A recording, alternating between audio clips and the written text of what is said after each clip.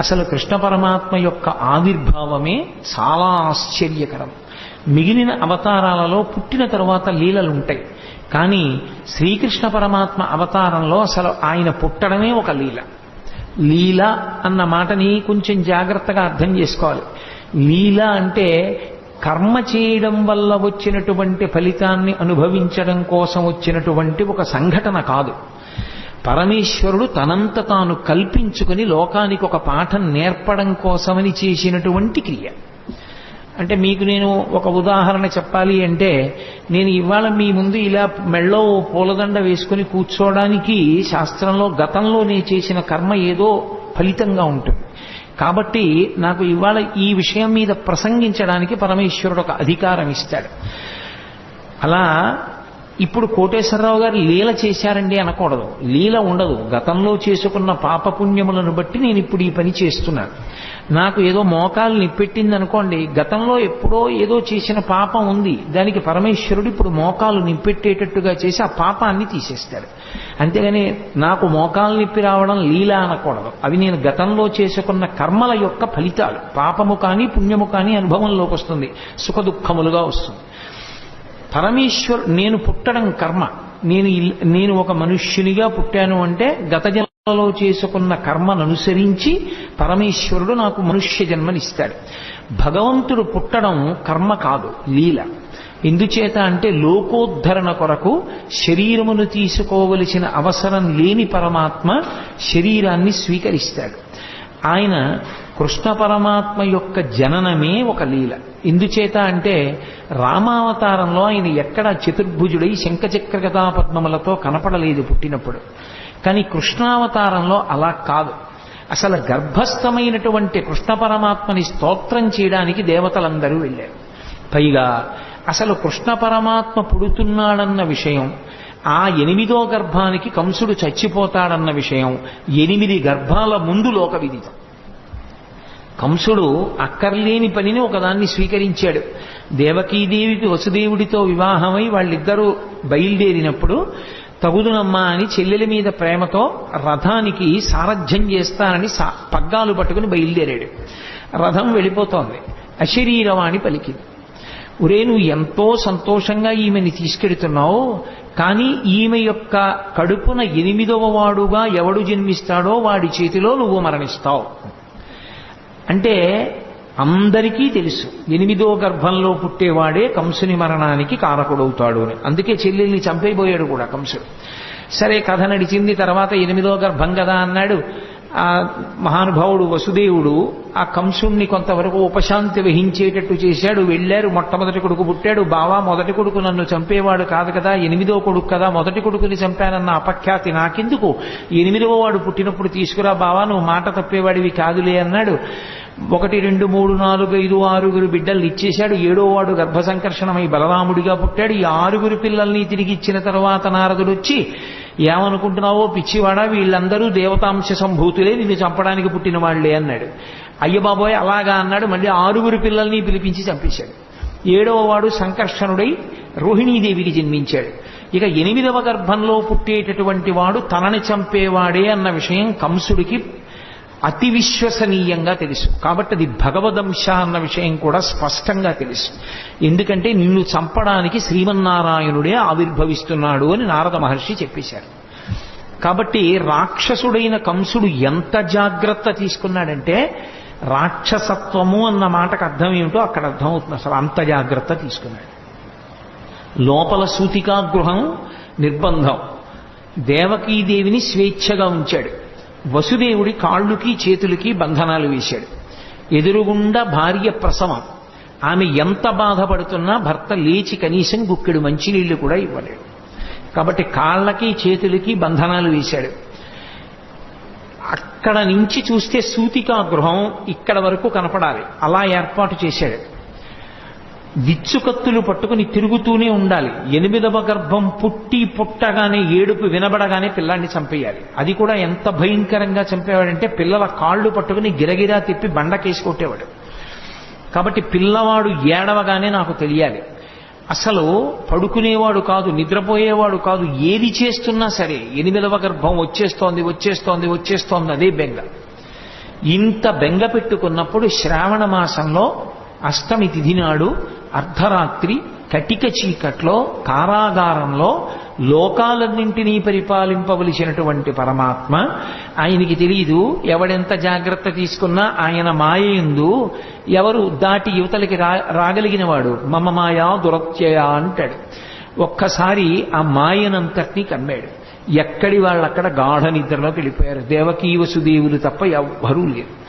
ఆఖరికి చిత్రం ఏమిటంటే దేవకీదేవి గర్భమునందున్నటువంటి శ్రీమన్నారాయణుణ్ణి 33 కోట్ల మంది దేవతలు చతుర్ముఖ బ్రహ్మగారితో కలిపి వచ్చి స్తోత్రం చేశారు. ఆయన పుట్టవలసిన సమయం ఆసన్నమైంది. ఏ విధమైనటువంటి ఇబ్బంది లేకుండా శిశోదయం అయిపోయింది. పిల్లాడు పుట్టాడు. లోకంలో ఎక్కడైనా పిల్లవాడు పుడితే తల్లిదండ్రులు సంతోషిస్తారు తప్ప పిల్లవాడికి తల్లిదండ్రులు నమస్కారం చేసి స్తోత్రం చేసినటువంటి సందర్భం ఉండదు. ఆఖరికి వామనమూర్తి పుట్టినప్పుడు కూడా నన్ను కన్న తండ్రి నా పాలి దైవమా నా తపప్పలంబ నా కుమార నాదు చిన్ని వడుగ నాకుల దీపక రగదయ్య భాగ్య రాశివగుచు అంటుంది. నా కొడుకనే అంటుంది అదితి. కానీ శ్రీకృష్ణ పరమాత్మ యొక్క అవతారంలో మాత్రం పుడుతూనే ప్రాకృత శిశువుగా కనపడలేదు.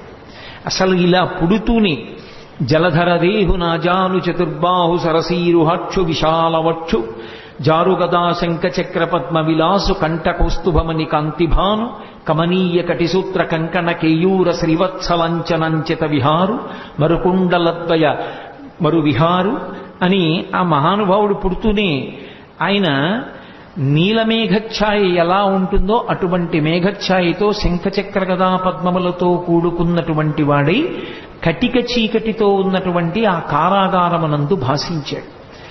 ఈ పిల్లవాడిని చూశాడు వసుదేవుడు. ఆశ్చర్యపోయాడు. ఇదేమిట్రా, సాక్షాత్ శ్రీమన్నారాయణుడు కొడుకుగా పుట్టాడు.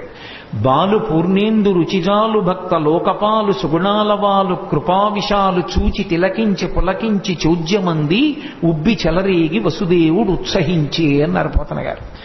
బాలు పూర్ణేందు రుచిజాలు భక్త లోకపాలు, భక్తుల్ని లోకాల్ని పరిపాలించగలిగినటువంటి పరమాత్మ చిన్న పిల్లవాడిగా శంఖచక్ర గదా పద్మములతోటి శ్రీమన్నారాయణుడిగా ఆవిర్భవిస్తే వసుదేవుడు ఆశ్చర్యపోయి ఆ పిల్లవాడిని పట్టుకుని స్తోత్రం చేశాడు. సర్వము నీలోనిదిగా సర్వాత్మడవాత్మమత్తు సంపన్నుడవై సర్వమయుడగు నీకును సర్వేశ్వర లీవులోను సంధులు వెలయన్నాడు. ఈశ్వరా, ఈ సమస్తము నీ చేత నిండి నిబిడీకృతమైపోయింది. అటువంటి వాడివి మా కోసం నువ్వు కొడుకుగా పుట్టావా అని స్తోత్రం చేశాడు. దేవకీదేవి స్తోత్రం చేసింది. అసలు ఆ స్వరూపం ఎంత మంగళప్రదంగా ఉంటుందో చూపించారు పోతన గారు. జలధరదేహు అంటూ ప్రారంభించారు. జలధరదేహు అంటే మేఘము వంటి శరీరమున్నవాడు అని. మేఘమునకు 2 లక్షణాలు ఉంటాయి. ఒకటి కాంతి, ఒకటి చల్లతనం. ఆ నలుపు ఏదో బొగ్గు నలుపులా ఉండదు. దానిలో విశేషమైనటువంటి కాంతి ఉంటుంది. కాంతి ఉంది కదా అని వెచ్చతనం ఉండదు, చల్లతనం ఉంటుంది. ఆయన యందు 2 ఉన్నాయి. ఒకటి కాంతి భా, అదే ఆచార్యతత్వమై కృష్ణం వందే జగద్గురుం అయింది. రెండవది చల్లతనం, అదే భక్తుల్ని పరిపాలించేటటువంటి గుణంగా ప్రకాశించింది. అందుకే శ్రీకృష్ణ పరమాత్మ పాండవులని ఆదుకోవడానికి పడినటువంటి కష్టాలు అన్నీ ఇన్నీకో, అన్ని కష్టాలు పడ్డాడు మహానుభావుడు. జలధరదేహు నాజాను చతుర్బాహు సరసీరుహక్షు విశాలవక్షు జారు గదా శంఖచక్ర పద్మ విలాసు కంఠ కౌస్తుభమణి కాంతిభాను కమనీయ కటిసూత్ర కంకణ కేయూర శ్రీవత్సలంచనంచిత విహారు మరుకుండల ప్రభాయుత కుండల లలాటు వైఢూర్య మణిగణ వరకిరీటు బాలు పూర్ణేందు రుచిజాలు భక్త లోకపాలు సుగుణాలవాలు కృపావిశాలు చూచి తిలకించి పులకించి చూజ్యమంది ఉబ్బి చెలరేగి వసుదేవుడు ఉత్సహించే అని ఆ చిన్ని కృష్ణుణ్ణి చూసినటువంటి వసుదేవుడు పరమ సంతోషాన్ని పొందాడు. దేవకీదేవి అంత ఆనందాన్ని పొందింది. వాళ్ళకి కొడుకుగా పుట్టినటువంటి కృష్ణ పరమాత్మ దేవకీ వసుదేవులతో చెప్పాడు, నేను ఇది 3వసారి మీ కడుపున పుట్టడం. ఏ తల్లిదండ్రులు కన్నారో ఆ తల్లిదండ్రులకు తెలియదు. ఏ పిల్లవాడు పుట్టాడో ఆయన తల్లిదండ్రులతో చెప్తున్నాడు. ఇది లోకంలో ఎక్కడా జరగదు. అంత విచిత్రమైనటువంటి లీల. తల్లిదండ్రులు ఎక్కడైనా మా కొడుకని వాళ్ళకి తెలుస్తుంది, పిల్లవాడికి నేను వీళ్ళ బిడ్డన్నన్న విషయం కూడా వాడికి తెలియదు. వాడిని నిజంగా పొత్తిళ్లలోనే ఇంకోళ్ళు తీసుకెళ్లి పెంచారనుకోండి, ఎవరు పెంచారో వాళ్లే తల్లిదండ్రులు అనుకుంటాడు వాడు. అటువంటిది ఈ చిన్ని కృష్ణుడు దేవకీ వసుదేవులకు చెప్పాడు. ఎందుకని? పరమాత్మ స్వరూపం గనక. నేను 3వసారి మీ కడుపున పుట్టాను. ఒకసారి ఈయన పేరు కృష్ణి, నీ పేరు కృష్ణి దేవకీదేవి, ఆయన పేరు సుతపుడు వసుదేవుడు.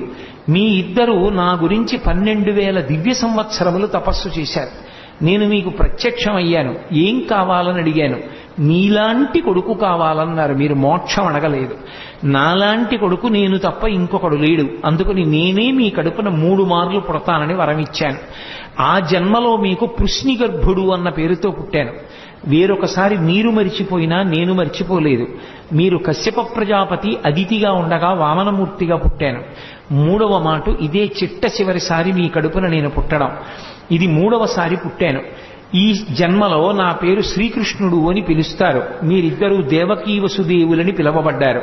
ఈ 3వ జన్మలో నేను శ్రీకృష్ణ పరమాత్మగా మీ కడుపున ఆవిర్భవించినప్పుడు చేసినటువంటి లీలల్ని మీరు నిరంతరం స్మరించిన కారణం చేత మీ మనసుని పట్టినటువంటి పాపరాశి ధ్వంసమై ఇక మళ్లీ పుట్టవలసిన అవసరం లేని పునరావృత్తి రహిత శాశ్వతమైనటువంటి శివసాయుజ్య స్థితిని మోక్ష రూపంలో మీరు పొందుతారు.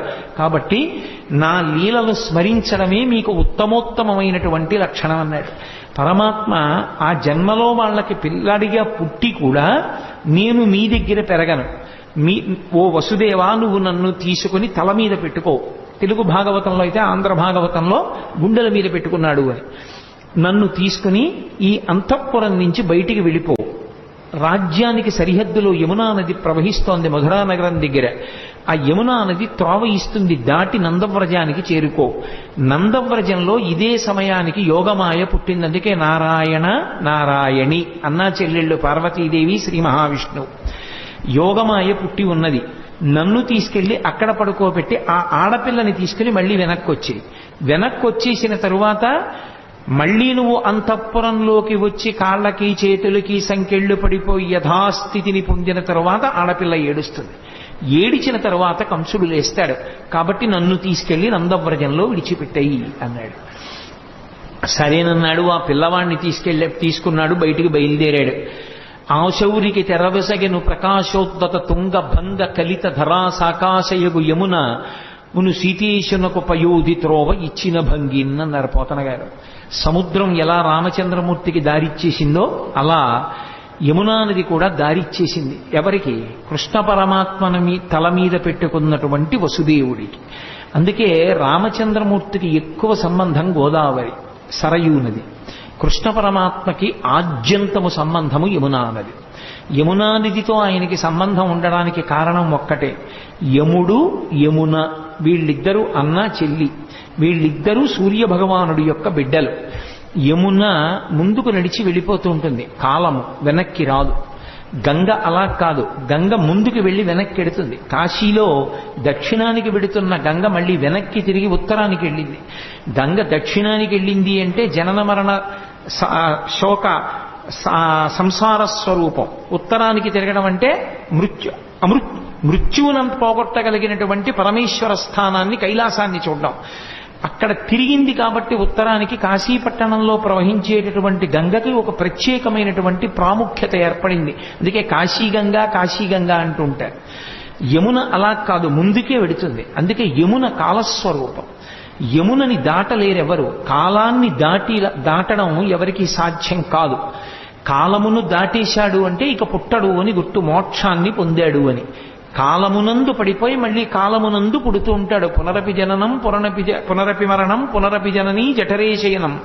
కానీ ఎవరు కృష్ణ పరమాత్మని తలయందు ధరిస్తారో వారు మాత్రము కాలము దారిచ్చేస్తుంది. అంటే ఇక వాళ్ళు పుట్టవలసిన అవసరం ఉండదు. అందుకే రాసలీల కూడా ఎక్కడ చేస్తాడు అంటే యమునా నది ఒడ్డునే చేస్తాడు. రాసలీల అంటే ఏదో ఒళ్ళు కొవ్వెక్కి ఆడవాళ్లతో కలిసి ఆడినటువంటి క్రీడ కాదది. రాసలీల అంటే ఎంతమంది జీవులు తరించడానికి సిద్ధంగా ఉన్నారో, ఎంతమంది ఆ భక్తి పరిపక్వతని పొందారో అంతమంది పరమాత్మ యొక్క బ్రహ్మానందాన్ని అనుభవించేటటువంటి స్థితిని భాగవతంలో రాసలీలా ఘట్టంగా తీసుకొచ్చారు. అందుకే అంగనామంగనా మంతరే మాధవం అంటాడు లీలాశుకుడు. ఇటు పక్కన ఒక అంగన, ఇటు పక్కన ఒక అంగన ఉంటే మధ్యలో కృష్ణుడు ఉంటాడు. కృష్ణుడికి మధ్యలో అంగన ఉంటుంది. అంటే ఎంతమంది జీవులు బ్రహ్మానంద స్థితిలో ఉంటారో అంతమందిని బ్రహ్మానంద స్థితిలో పరమేశ్వరుణ్ణే అనుభవిస్తూ ఉంటారు.